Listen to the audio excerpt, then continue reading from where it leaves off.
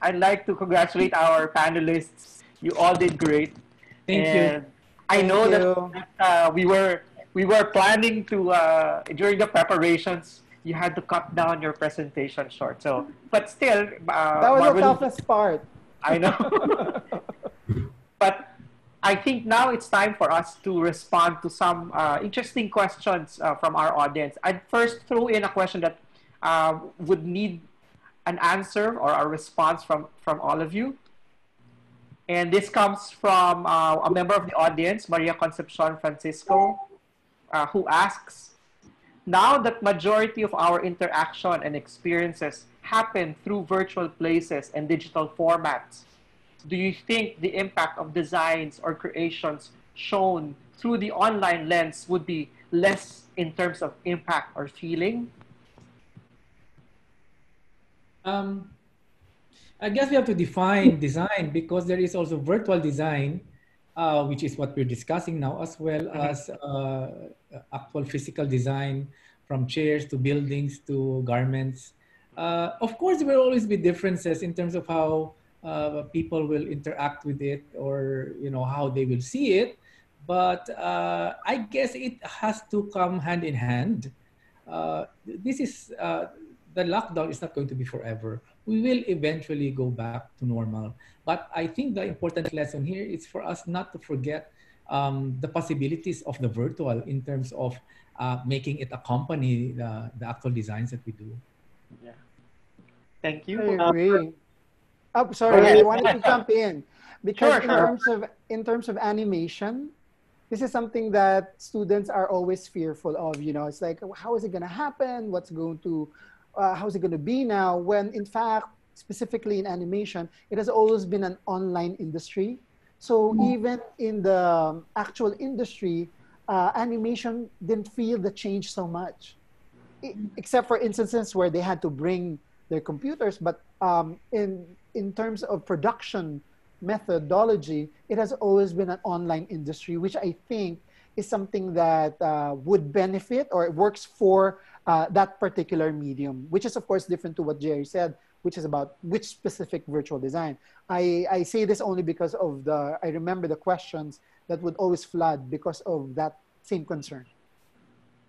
For me, I think that we should start looking at the lockdown not as a condition, but as a problem that we need to solve through design. So for example, one good example is if you go to lightboxexpo.com, I'll type it out so that they can share it in the chat. They're a convention in the US where they typically are like a convention. So it's a hall with all these stalls. However, because of the lockdown in the US, they can't have a physical convention. Now, their solution was to make a VR experience so that you could still go to the hall and still experience the convention, still meet up with people doing streams as if it were in real life. However, now it's all digital. So instead of looking at it again as a condition, look at it as a problem that you could answer with a design solution. I think that's the best way to look at it. Thank you, Mookie. How about Gemma? May we hear from you? Well, is my audio on? Yes, yes. Yes. Okay. I think this pandemic and the shift to the digital, I think it's becoming, it's finding, giving the designers the opportunity to examine how design is being produced. This opportunity, we really need to humanize design. So the pandemic, the effect to the environment of the human activity is really forcing us to be looking inward. What is the participation? What has been the participation and role of design in the things that created this situation? Okay. I'd now like to throw another question for at least perhaps for the three panelists who are currently affiliated with institutions or schools. Congratulations. This is coming from Alan, our partner from Dominican Republic. Congratulations to all your presentation. Fascinating.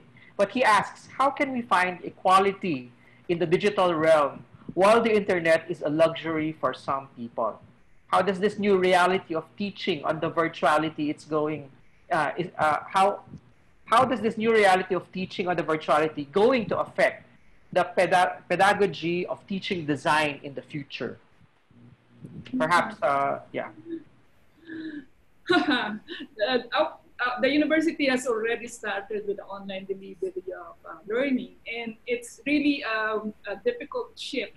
Actually, it's a jump for many of us teaching design, because really design is a one-on-one method of transferring. How actually the question is, how do you teach design?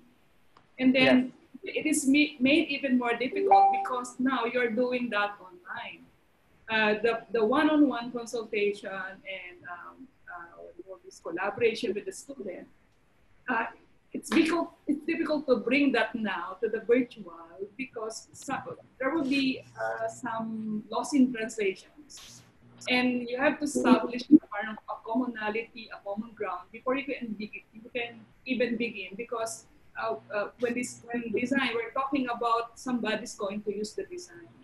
So it's something that can affect lives, and then it is really important that we should establish the ground of commonality so that we can have a like mindset, so that we can take opportunity to really create designs that matter. Kasi in the past, there has been many designs, but now it's forcing designers to really look at how do we design and what is the significance of what we are doing. So the same thing is the same. When we teach the students, what do we teach them? Skills, talent, or faith in humanity, so that they can have more designs that are really answering the problems of the world. All right. Thank you, Gemma. I think Gerry, yes, go ahead.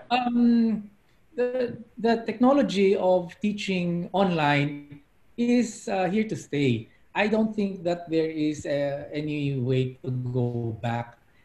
In fact, BNILD has been, when I was dean in 2010, we were already talking about teaching and sharing our courses online. And the thing that attracted me the most about it was to be able to share education outside of Manila. I am very much aware that there are potential students who cannot afford to go to Manila and to much less to BNILD to study. And I saw that online education was the way for, if the students cannot go to us, then we will go to the students. That's how I saw it.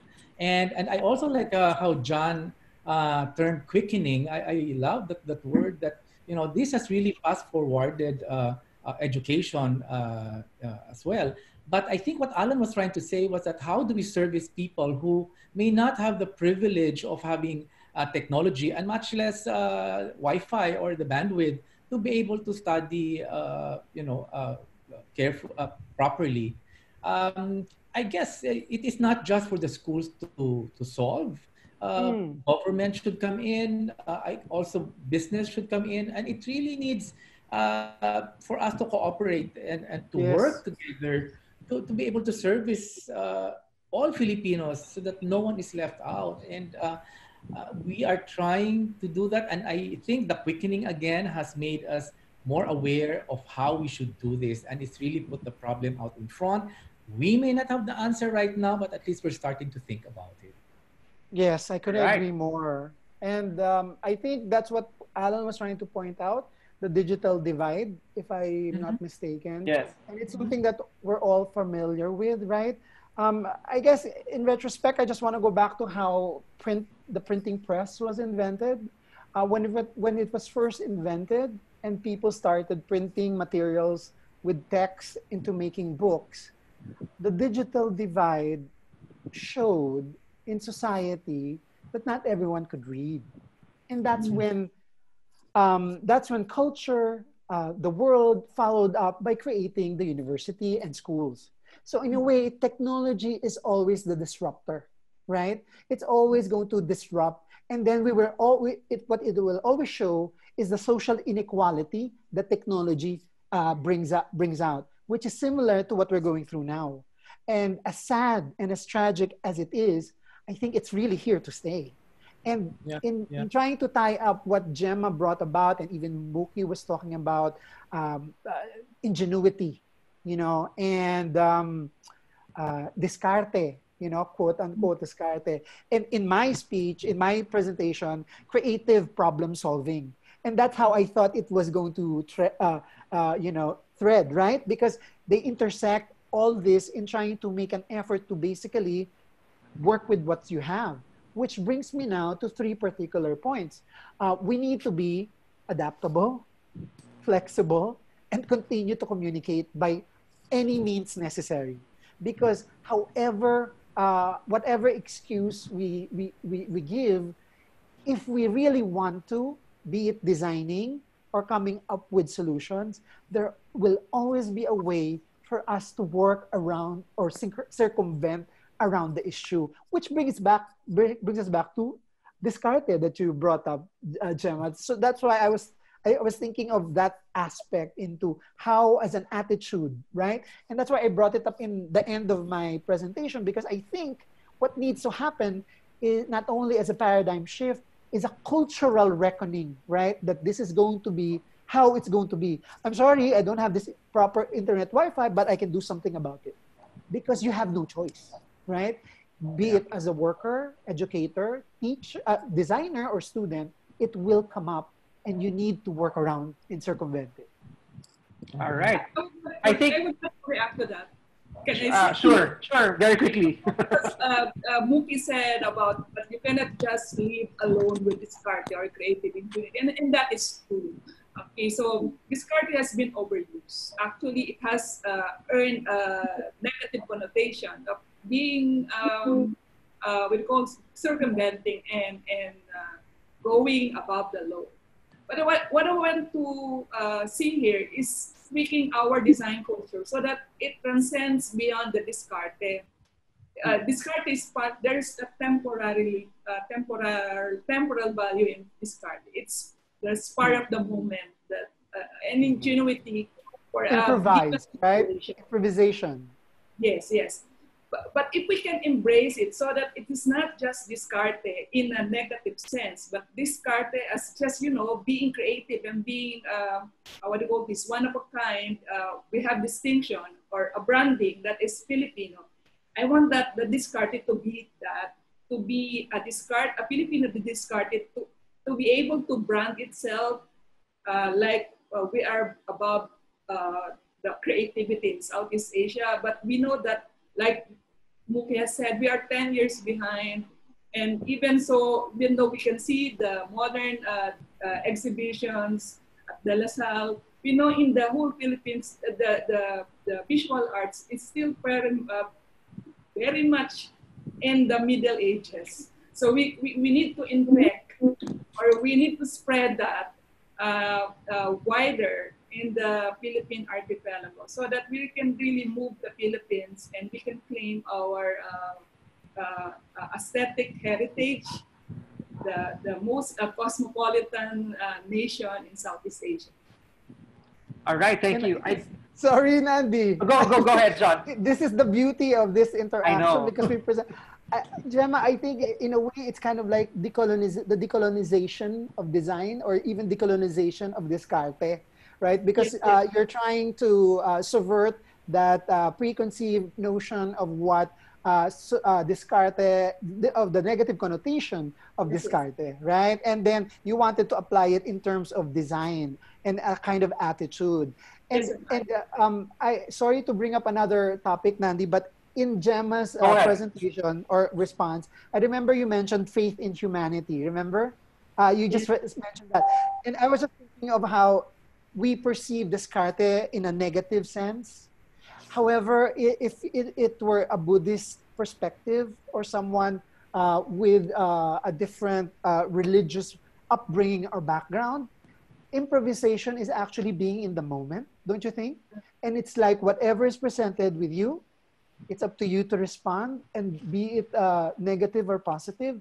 It's about being in that moment and then seeing that moment as it is, without any preconceived judgment. So I wonder how that plays into the prescription of that term discarte, because of the post-colonial baggage that is connected to the term. So I'm sorry, this is going to go everywhere because we have so many amazing topics. Sorry, John. That's why I'm pushing for a reflection.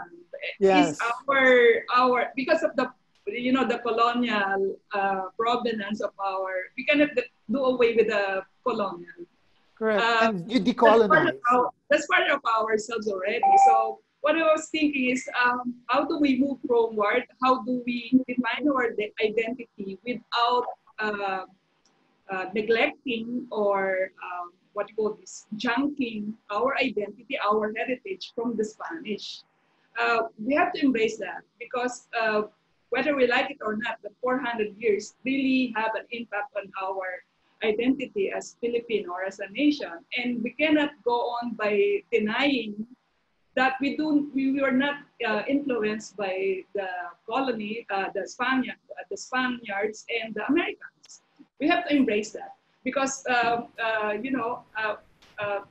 identifying or knowing ourselves, that's the first, I think that's the first step in pushing design as to everyone, not just for the elite, not just for those who can afford, but to the ground.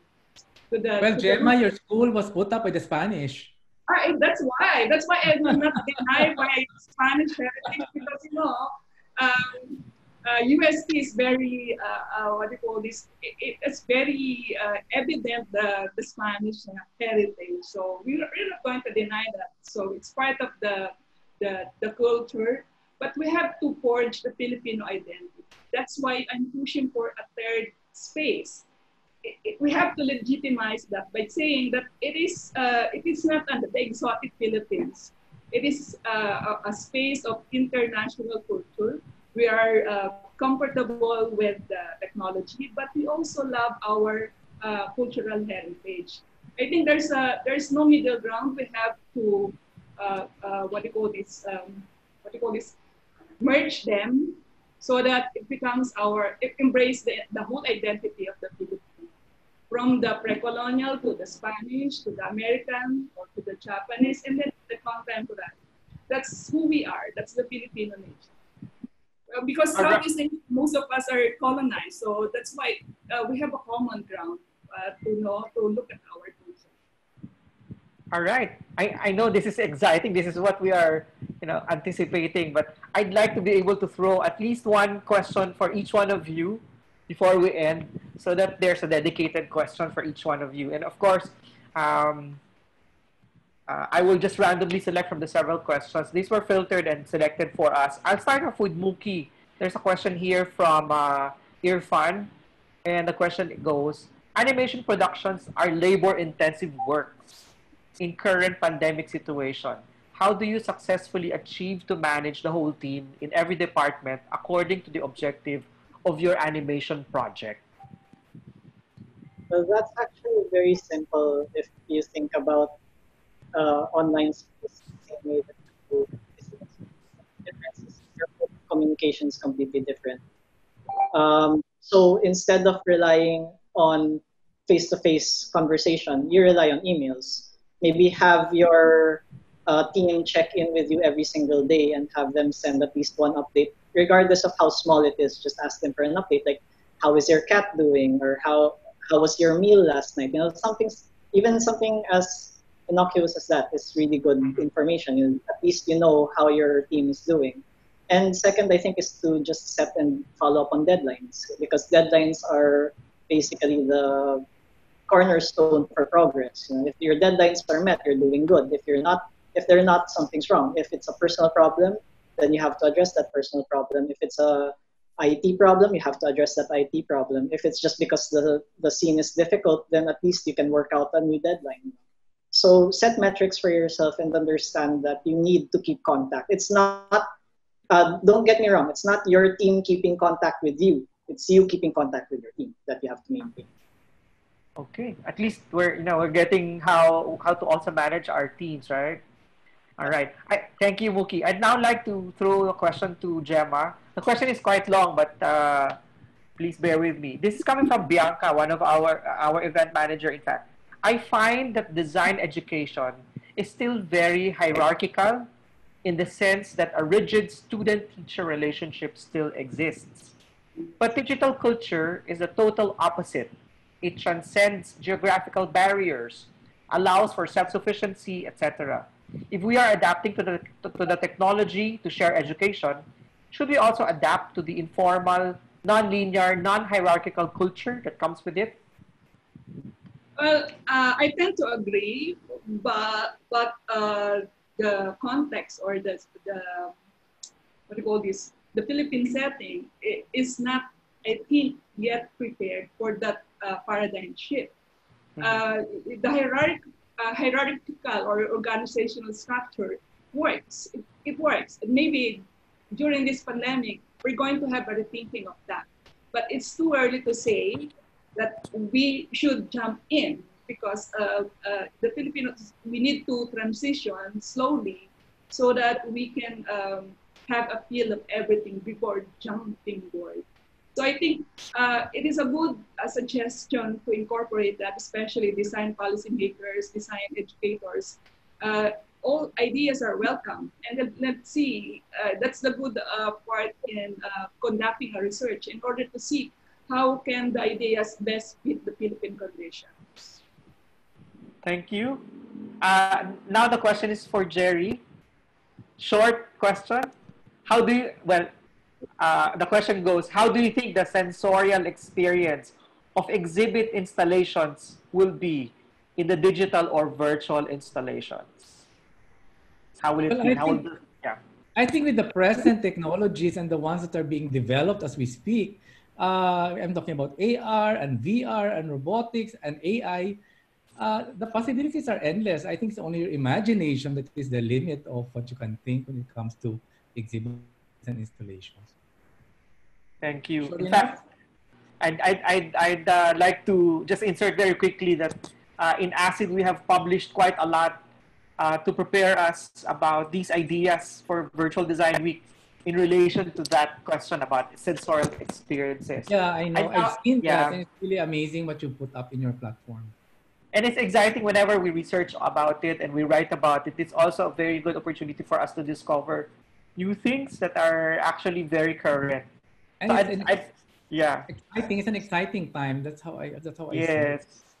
Thank you, Sir Gerry. I'd now like to throw the last question. I know that we want to continue and have this discussion longer.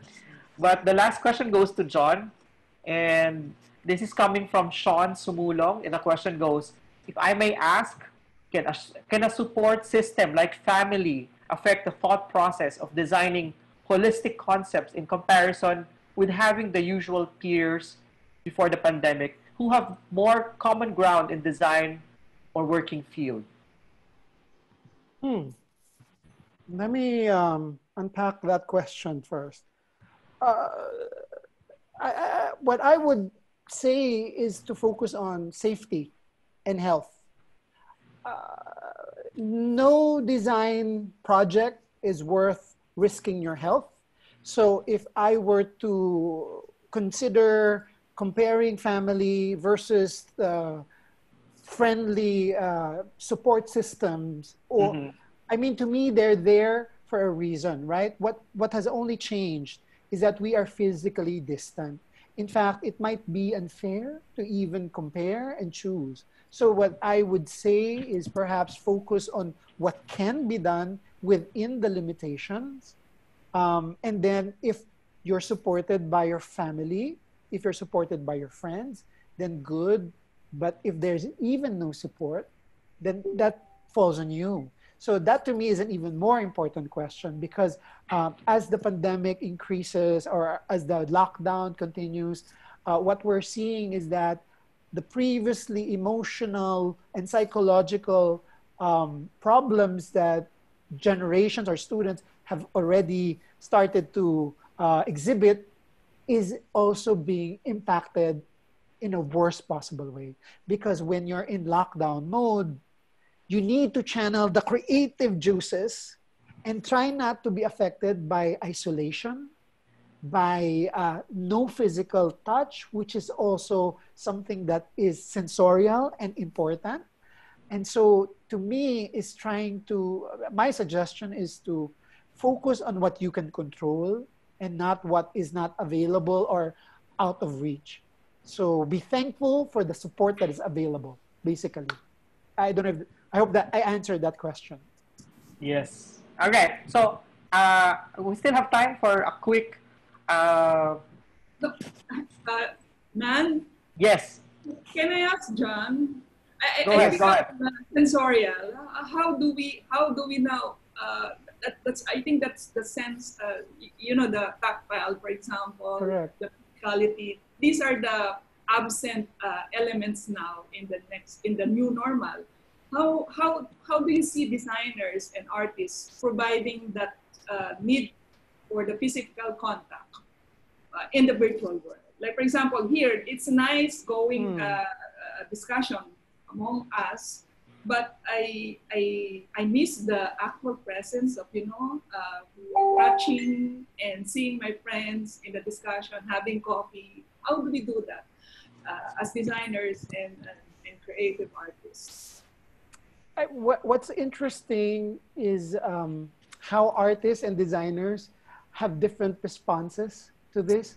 I mean, obviously, because of our tendency to appreciate texture, surface, all these things, fabric, all these things, even wood, all these things are part of what makes us interested in designing or even crafting, right? However, as we continue virtually, I don't know how we can mitigate this because it is here for, I think, a longer time that we might expect. So I have no idea how possibly we can mitigate this lack, right? Potentially, what might happen is that as you are locked in your studio, you might have access to wood, you might have access to metal. Then perhaps it's something that you can engage with you solitarily, though, and that's part of the challenge, right? Because we are all under the hostage of this pandemic, and so we are trying our best to sort of simulate the sensorial. That's why we're here trying to touch each other through the surface of glass. We're trying to text each other as a form of communication, because it's in our nature to touch and physically handle each other, which is the problem. Because if we do that, then you increase the potential for the virus. So it's a no-win situation. And so as creative people, I just think of find a solution that would work for you rather than trying to look for what is not available. I don't know if that sort of gave some enlightenment, but that is my thoughts on that. All right.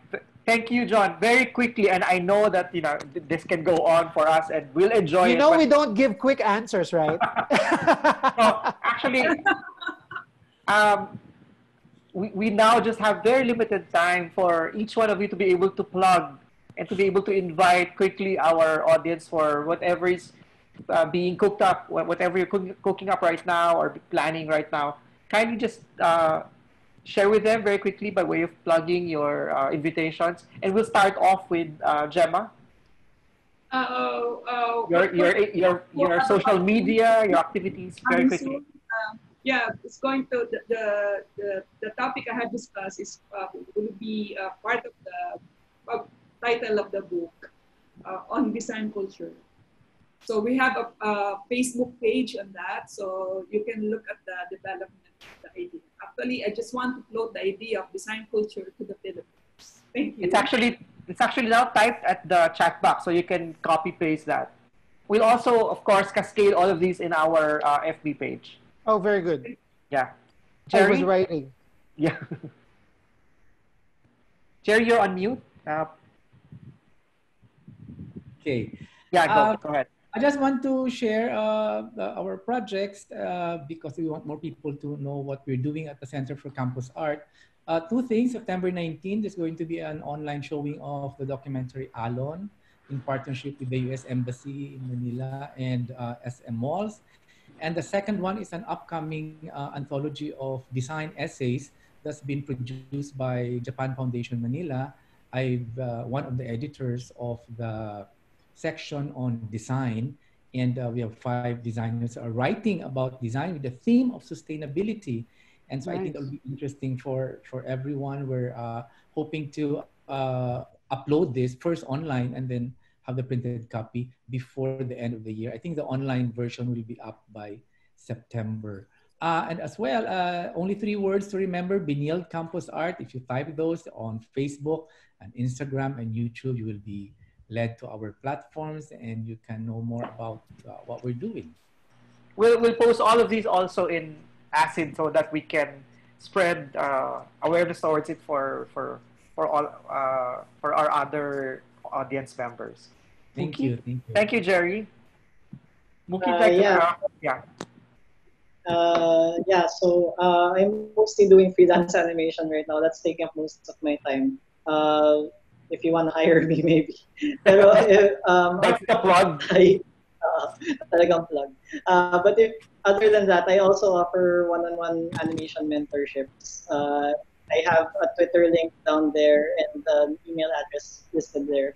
If you just want to talk to me or have any questions about animation or like how I teach, you can drop me a question. We don't need to talk about business. We can just hang out. You can contact me on Twitter or my email address. Last but not the least, John. Thank you, Mookie. Thank you. I don't have anything to plug, but I just like to take this opportunity to say thanks. You guys are amazing what you're doing.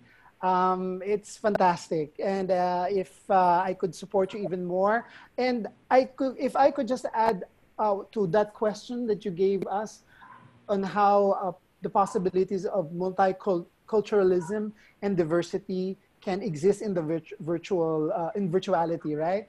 And I guess in a way, I wanted to bring that up because it's something that I know maybe people who are following ACIIID, because it is one of your concerns to create more diverse platforms that are focused on equality and inclusion, right? So I think it was mentioned in the beginning of the presentation that there is that chance. I think what Gerry said, that even the possibilities. I think if as designers, whether we're using web design, gaming specifically, those are specific avenues for world building.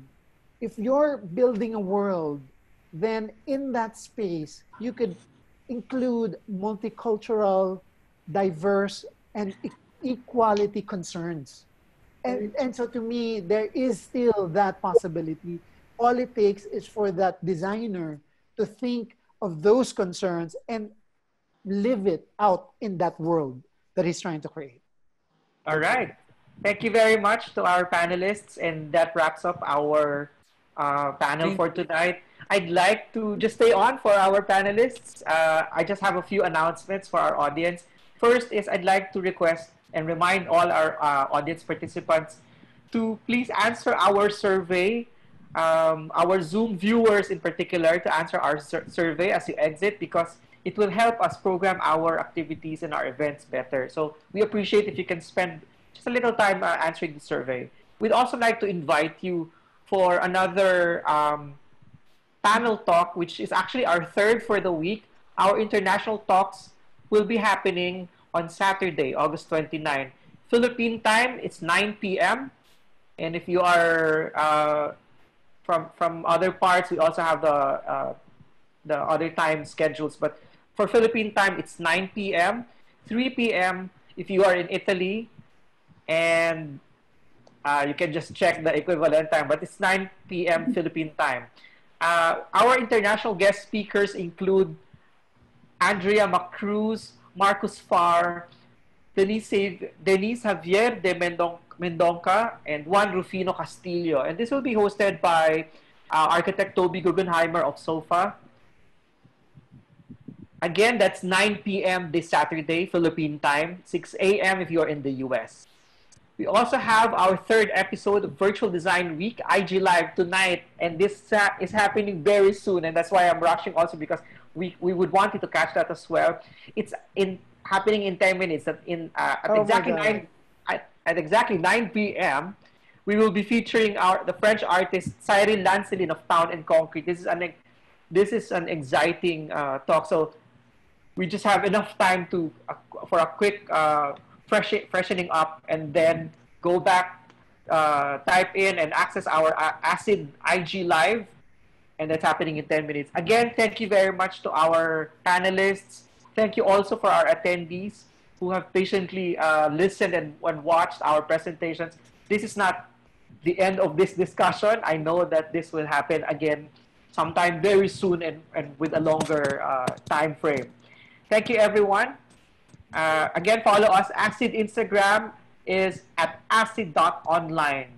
And at this point, much as I hate to say goodbye, we'd have to give way for our IG Live activity later. Again, I'd like to say thank you very much to our panelists, and see you soon virtually. Bye, guys. Bye. Bye.